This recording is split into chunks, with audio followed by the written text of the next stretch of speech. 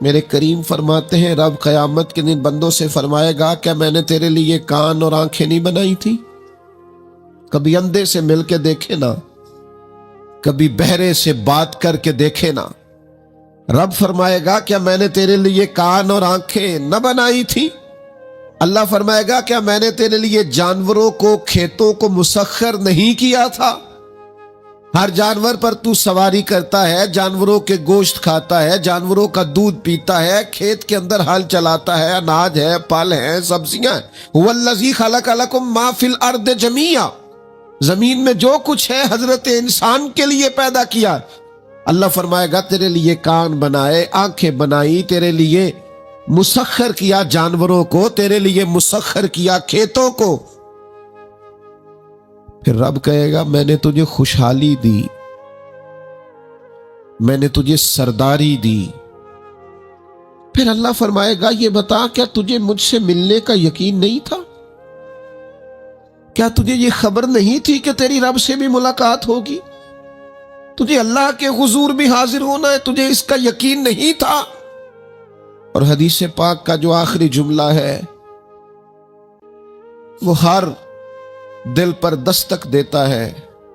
حضور فرماتے رب فرمائے گا میں بھی آج تجھے اسی طرح ہی فراموش کر دوں گا جس طرح تو نے مجھے بھلا دیا تھا۔ جا، تو نے اگر مجھے بھلا دیا تھا آج میں نے بھی تجھے فراموش کیا۔ دعا کرو ہمارے ساتھ یہ سلوک نہ ہو۔ ہم تو مالک کے کرم کی امید پر ہی قبر میں جائیں گے، اس کی رحمت کی امید پر ہی میدان محشر میں کھڑے ہوں گے۔ باقی پتہ سارا ہے سردار نو کیتیاں دا، ایدہ پردہ پایا ہی تیرا پلا ہو سی۔ خبر تو ساری ہے، پتہ تو سارا ہے، علم تو سارا ہے۔ سب سے زیادہ ہم جانتے ہیں کہاں کہاں نافرمانی ہوئی۔ یاد رکھنا اس کے حضور کھڑے ہونا ہے، اللہ کے حضور جواب دینا ہے۔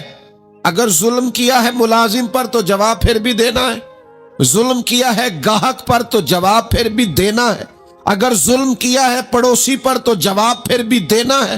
فَوَرَبِّكَ لَنَسْأَلَنَّهُمْ أَجْمَعِينَ، محبوب تیرے رب کی قسم،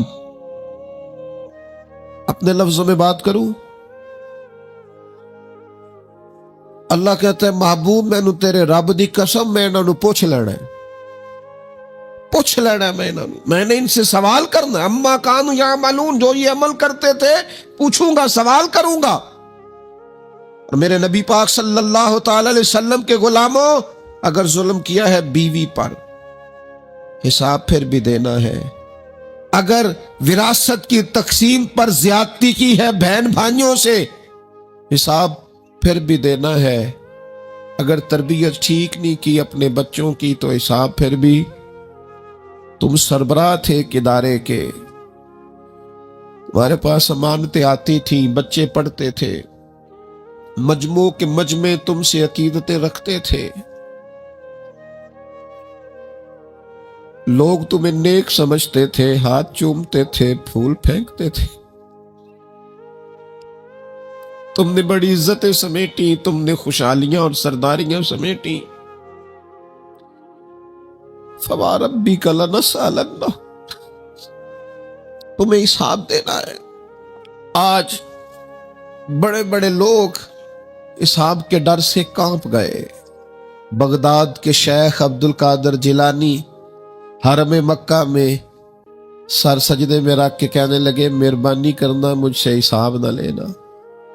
خواجہ حسن بصری کہتے ہیں میں حرم میں تھا، اپنے حجرے میں تھا، کسی کے چیخنے کی آواز آئی یا اللہ معاف کر دے، یا اللہ معاف کر دے، حساب والے دن میرے اوپر نرمی کرنا۔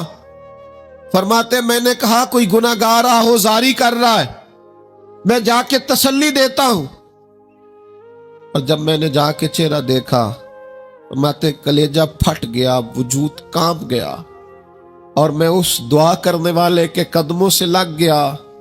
لوگوں تمہیں پتہ ہے وہ کون تھا جو دہائی دے رہا تھا کہ مالک حساب نہ لینا؟ وہ حسین کا کربلا میں تنہا بچ جانے والے صاحبزادہ امام زین العابدین تھے، وہ شیر خدا کا پوتا، فاطمہ کا جگر پارا، تعلیم امت کے لیے حرم مکہ میں اللہ کے حضور آہذاریاں کرتا ہے. مالک ولیمن خاف مقام ربہ جنتان. اللہ کہتا ہے جو میرے سامنے کھڑے ہونے سے ڈرے گا میں 2 جنتیں دوں گا. امام زین العابدین حرم مکہ میں کہتے ہیں مالک حساب نہ لینا، مہربانی کرنا، پردے رکھنا. زین العابدین آپ کا تو پلو پکڑ کے ساری امت جنت میں جائے گی. آپ کے تو قدموں سے لگ لگ کے ہمارے باپ ہمارے دادا جنت میں جائیں گے. آپ کی دادی سیدہ پاک کے آنچل میں چھپ کے تو ہماری بیٹیاں پناہ مانگیں گی، ہماری مائیں ان کے قدموں سے لگیں گی تو جنت کے راستے کھلیں گے. امت کو تعلیم دیتے ہیں ڈرو نہ، اپنی زندگی سنوارو نہ، اپنے شب و روز پر توجہ کرو، بدل نہ جائے یار. اب کچھ اپنی آخرت کا تصور نہ بنائے، کچھ اپنے رب سے معافی نہ مانگے. قیامت میں حساب دینا. وہ کہتا ہے تمہیں سامنے، اور نبی پاک علیہ الصلوۃ والسلام کی احادیث، آثار اور ساری چیزیں سامنے رکھ کے علماء نے ایک نتیجہ نکالا ہے.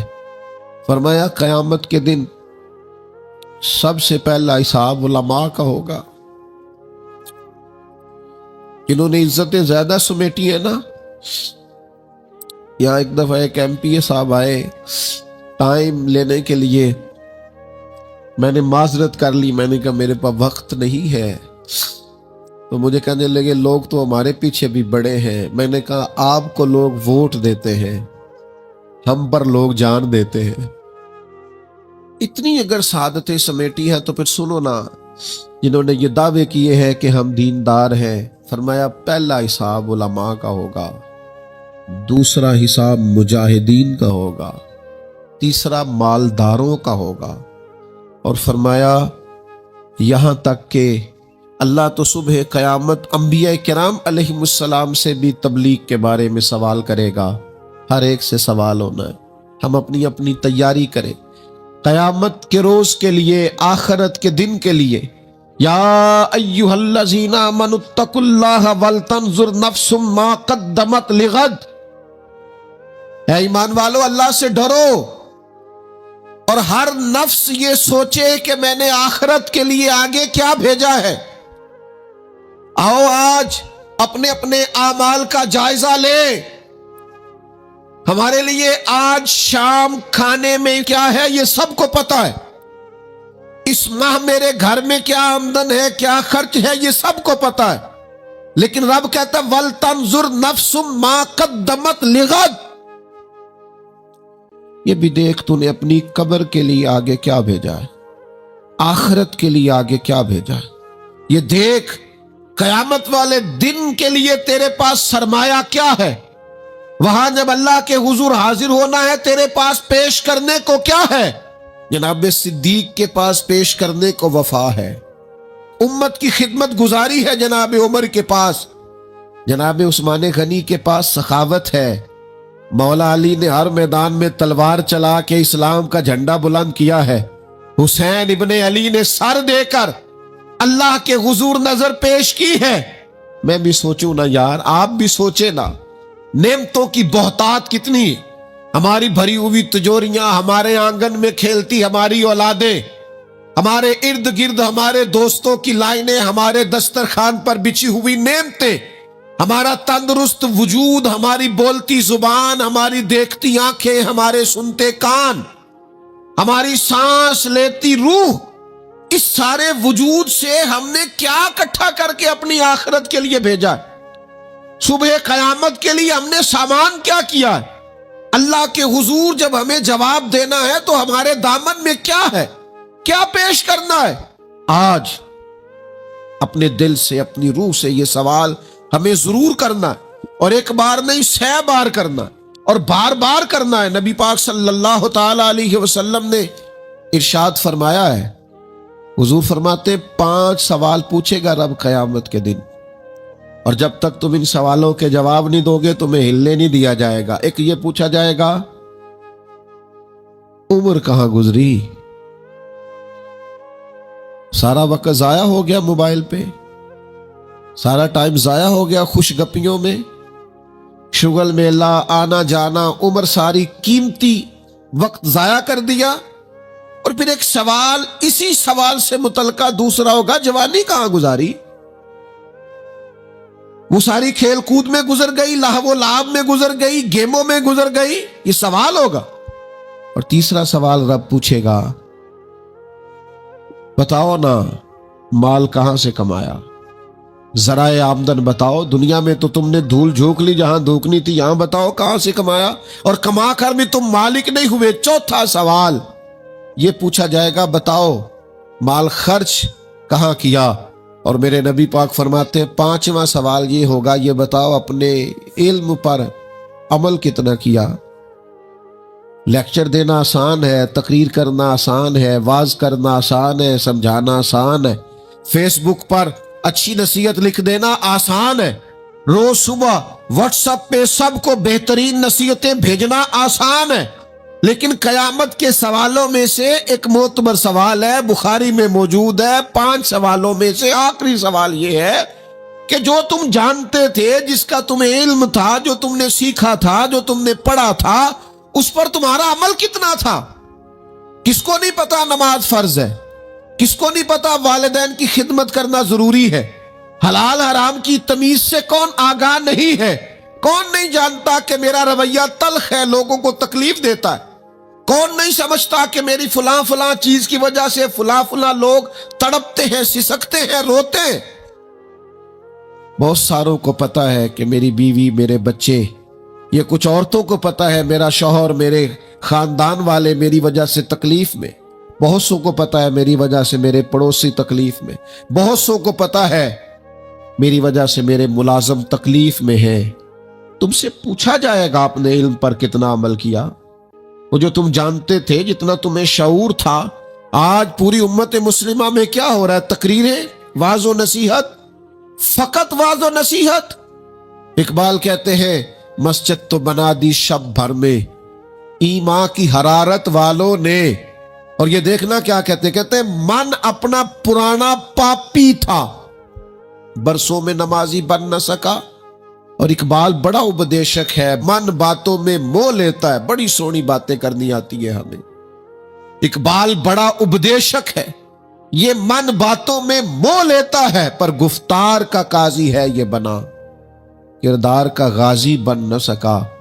گفتار کا قاضی غازی بننا آسان ہے، لیکن اپنے عمل میں نکھار لانا، ہاں۔ سب سے پہلے 2 چیزوں کا حساب ہونا قیامت میں، یاد رکھیے گا۔ اعمال میں سب سے پہلے نماز کا حساب ہوگا۔ حضور نے فرمایا کافر اور مومن کے بیچ فرق ہی نماز کا ہے۔ اور حقوق العباد میں سب سے پہلے قتل کا حساب ہوگا۔ یہ 2 حساب سب سے پہلے، اور کچھ لوگ ایسے بھی ہوں گے جن کا حساب آسان ہوگا۔ نبی پاک علیہ السلام نے وہ 3 لوگ بھی بتائے ہیں جن سے میرا مالک آسان حساب لے گا۔ یا رسول اللہ کون کون سے؟ حضور نے فرمایا جس سے لوگ توڑتے تھے پر وہ جوڑتا تھا، رب آسان حساب لے گا۔ اور کریم فرماتے ہیں، یہ آپ نے بھولنے نہیں، یہ لب لباب ہے ساری گفتگو کا، یاد رکھ۔ فرمایا جو تجھے محروم کرے اسے عطا کر، جو تجھ سے توڑے تو اس سے جوڑ، اور جو تجھ سے زیادتی کرے تو اسے معاف کر دے۔ اللہ قیامت میں تجھ سے آسان حساب لے گا، اللہ تیرے لیے قیامت میں آسانی پیدا کر دے گا۔ میرے بھائیوں، ایک اور بندہ بھی ہے جس سے قیامت میں بڑا آسان حساب ہوگا۔ کریم محبوب علیہ السلام نے فرمایا جس کے سینے میں حسد نہیں نہ ہوتا، جس کے دل میں بغض نہیں ہوتا، جس کے دل میں کینہ نہیں ہوتا، سانو تخت ہزارے دی لوڑ کی وہ اسی کسے دے کچھ بھی نہیں لگ دے، نہ کوئی ساڈا دردی۔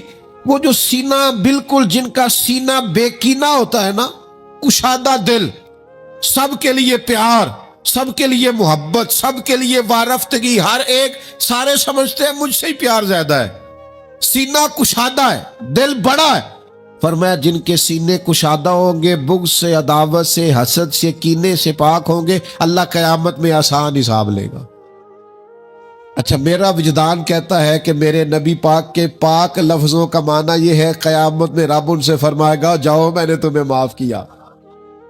جن کے سینے صاف ہوں گے، دل صاف ہوں گے، پاک ہوئے تے پاک کی مل ڈائی، ਬਿਨਾ ਪਾਕੋ ਪਾਕ ਨਹੀਂ ਮਿਲਦਾ। ਸਾਰੇ ਵਜੂਦ ਨੂੰ ਧੋਣ ਦੇ ਨਾਲੋਂ ਇੱਕੋ ਧੋਲਾ ਟੁਕੜਾ ਦਿਲ ਦਾ।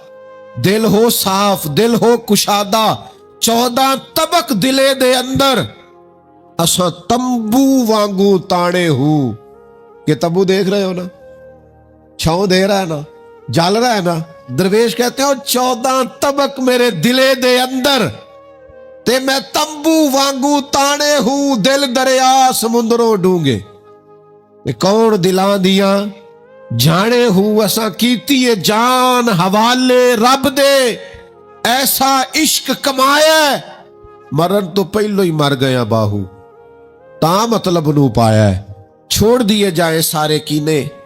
जब कयामत में अल्लाह के हुजूर हाजिरी का डर हो ना, तो फिर ना बंदा बददयानत नहीं होता, बेईमान नहीं होता। लाखों करोड़ों अरबों भी आए तो कभी भी उसकी राल नहीं टपकती, कभी भी उसका दिल ललचाता नहीं। और अगर लोग बददयानत हो जाए तो चोरी कख दी भी ते चोरी लाख दी भी, फिर लोग 1 रुपया भी नहीं छोड़ते, फिर जरा जरा सी बात पे बददयानत होते हैं। सही बुखारी मुस्लिम में हदीस है, नबी पाक अलैहिस्सलाम फरमाते एक शख्स ने जमीन बेची, दूसरे ने खरीद ली। जब वो खरीदने वाले ने उसे खोदा तो अंदर से खजाना निकल आया। मुझे बताओ, खजाना निकले तो लोग छुपाते नहीं फिरते, लोग तय के अंदर नहीं लेके जाते। वो खजाना निकल आया। उसने क्या किया, वो लेके उस शख्स के पास चला गया जिससे उसने जमीन खरीदी थी। कहने लगा, यार तेरी जमीन से खजाना निकल आया, मैंने जमीन खरीदी थी, खजाना तो नहीं ना खरीदा था। ये जरा ध्यानत का उरूज देखो, तकवे का नूर देखो, ये देखो बातन कैसे थे लोगों के। अरबों करोड़ों रुपया ये हुजूर बयान फरमा रहे हैं, बुखारी मुस्लिम में मौजूद है। करीम फरमाते हैं उस शख्स ने जाके कहा, भाई मैंने जमीन खरीदी थी, खजाना नहीं खरीदा था, लिहाजा ये तेरा है। वो भी रब का बंदा था। कहने लगा, मैंने ना जमीन बेची थी और जो कुछ है वो सारा ही बेच दिया था, लिहाजा निकल आया तो तेरा ही है। मेरा होता तो जब मेरे पास थी तब निकलता, लिहाजा तेरा ही है। दोनों में बहस होने लग गई। वो कहता है तू रख, वो कहता है। आजकल क्या होता है, वो जरा महंगी हो गई ना, सड़क गुजर गई, कहते ने मुकर जाओ, जमीन जरा महंगी हो गई है, को थोड़ा रेट और लग गया, खजाना निकल आया। हुजूर फरमाते हैं वो दोनों एक दाना के पास गए और जाके कहा, यार ये मसला बन गया हमारे लिए, खजाना निकल आया जमीन से, तो अब मैं इसे कहता हूं तू ले वापस, चूंकि तेरी जमीन से निकला है। तो ये कहता मैंने जमीन बेची तो खजाना भी बेच दिया। वो दाना कहने लगा, तुम्हारी कोई औलाद भी है? एक कहने लगा मेरी बेटी है, दूसरा कहने लगा मेरा बेटा है। कहने लगा दोनों की शादी कर दो और खजाना दोनों को दे दो। और मेरे भाई, जब हजरत शेख अबुल हसन एक दरवेश थे मिस्र में, हर रोज दुआ मांगते थे, या अल्लाह ताजर की उन 2 बीवियों पे रहम फरमा, या अल्लाह उस ताजर की 2 बीवियों पे रहम फरमा। लोगों ने कहा हुजूर ये क्या मामला हुआ? फरमाने लगे, यहां मिस्र में एक ताजर रहता था, उसे अक्सर और बेशतर तिजारत की गरज से मुल्क के शाम जाना पड़ता, तो उसने सोचा वहां निकाह ना कर लूं। उसने वहां निकाह कर लिया, मालदार था, वहां एक बीवी रख ली, मकान रख लिया। अब ये जो बीवी मिस्र में थी ना, इसे थोड़ा शक गुजरा। बीवी बड़ी गहरी जासूस होती है, उसे समझ आ गई कि बदले बदले से मेरे महबूब नजर आते हैं। उसे समझ आ गई कि धुले धुले कपड़े आते हैं, वो कैफियत ही नहीं, पहले जो रंग होता था। एक शख्स को पैसे दिए, कहा जरा इसकी जासूसी तो कर। शेख फरमाते वो मुल्क के शाम पहुंचा, उसके पीछे पीछे वहां जाके इसने वापस आके खबर दी कि तेरे शौहर ने तो निकाह किया हुआ। लेकिन इत्तेफाक की बात ये कि इस दफा जब ये सफर से आया तो शदीद बीमार था, बीवी हौसले वाली थी, सब्र वाली थी। उसने सोचा कि जरा सेहत इसकी ठीक होती है तो फिर मैं इससे बात करूंगी कि तुमने मुझे बताया ही नहीं और निकाह कर लिया है। लेकिन उसकी तबीयत ठीक ना हुई, वो ज्यादा बीमार हुआ, हत्ता के इंतकाल कर गया। औलाद कोई नहीं थी। उस बीवी ने इद्दत गुजारी और फिर जितनी जायदाद थी उसका वो हिस्सा जो दूसरी बीवी का बनता था वो सारा ऊंटों पे रखा और मिस्र से लेकर शाम पहुंची अपने भाइयों और अजीजों के साथ। اور اسے جا کے کہنے لگی زمانہ تو نہیں جانتا پر میں تو جانتی ہوں نا، اللہ کو جواب دینا ہے، اس کی تو بھی بیوی ہے، جتنی میں حقدار ہوں تو بھی حقدار ہے، لہذا یہ حصہ تیرا رکھ لے۔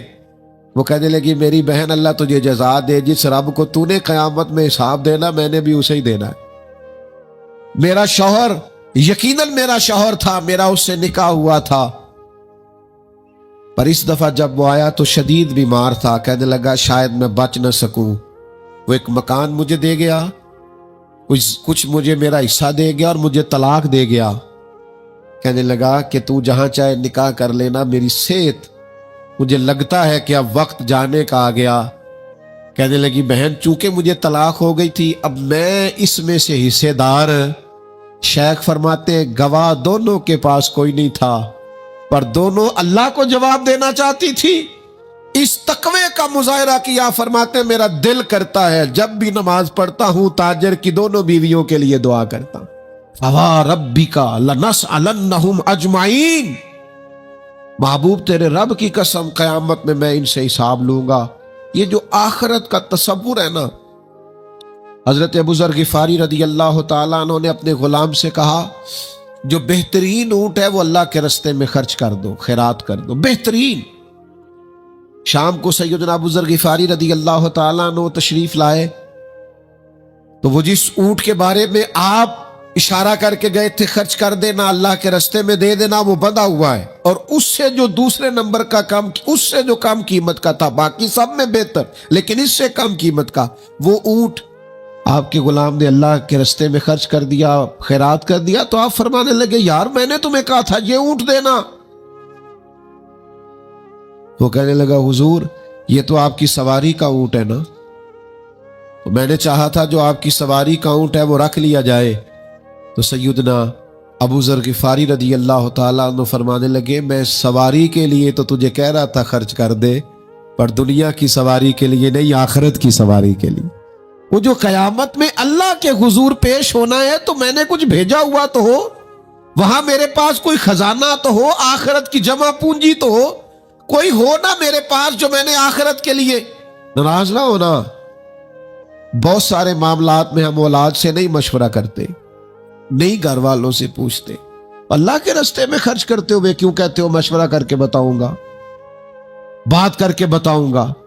جب اپنے دنیاوی بہت سارے معاملات میں آزاد ہوتے ہو تو اپنی آخرت کا ذخیرہ جمع کرنے کے لیے کیوں ہم آزادی کے ساتھ فیصلہ کیوں نہیں کرتے؟ نبی رحمت نور مجسم شفیع معظم صلی اللہ تعالی علیہ وآلہ وسلم گھر میں تشریف لائے، حضور نے پوچھا کیا ہے کھانے کے لیے؟ عرض کی حضور ایک بکری ذبح کی تھی، ساری بانٹ دی ہے، ایک دستی بچی ہے، ایک ٹانگ کی دستی کا کچھ حصہ بچا ہے۔ حضور نے فرمایا نہیں، جو تم نے بانٹ دیا ہے وہ سارا ہی بچ گیا۔ کیوں؟ وہ آخرت کے لیے جمع ہو گیا، وہ سارا بچ گیا۔ یہ جو تم نے کہا ہے نا یہ بچی ہے، یہ نہیں بچی، بچا تو وہ سارا ہے جو راہ خدا میں بانٹ دیا گیا۔ میرے عزیزو، اتنا بڑا مجمع ہے، ہزاروں کی تعداد میں آپ لوگ تشریف لائے ہیں، میں عاجز آدمی، آپ سب سے زیادہ گناہگار، صرف ایک پیغام دینا چاہتا ہوں، اللہ کے سامنے ہم نے کھڑے ہونا ہے، اپنی آخرت کی تیاری کریں۔ میں بھی آج نئے سرے سے اپنی زندگی پر غور کروں گا، آپ بھی نئے سرے سے اپنی زندگی پر غور کریں۔